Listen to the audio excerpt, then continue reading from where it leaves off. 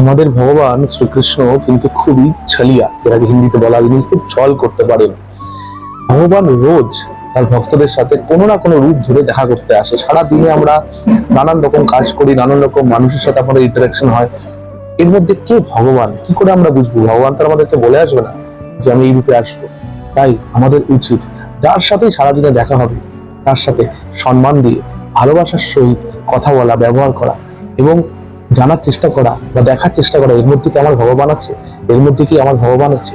এই দৃষ্টিভঙ্গি নিয়ে যদি আমরা প্রত্যেকদিন জীবনে চলতে পারি তাহলে কিন্তু ঈশ্বর আমাদের উপরে খুব প্রীত হবেন। কারণ তিনি দেখবেন যে এ তো প্রত্যেকের মধ্যে আমার স্বরূপকে খুঁজছে, আমাকে দেখতে চাইছে।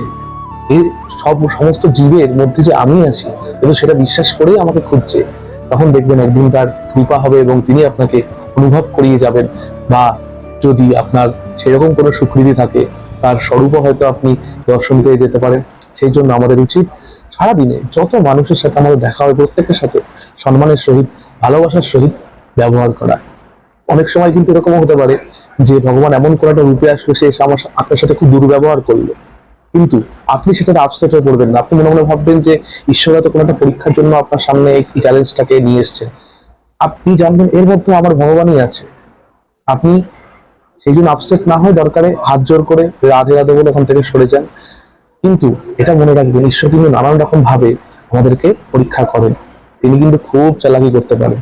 তাই আমরা তো তার সাথে পারবো না।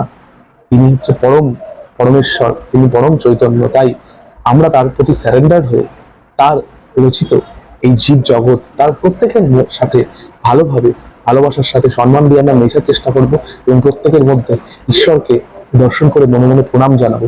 এতে শুধু ঈশ্বরের স্বরূপই দর্শন হয়ে যেতে পারে একদিন, তা নয়, আপনার মনের মলিনতা, হিংসা, ক্লেশ, ঈর্ষা, দেশ ভাব, এমনকি ক্রোধের ভাবও ধীরে ধীরে বিলুপ্ত হয়ে যাবে। শ্রী রাধে।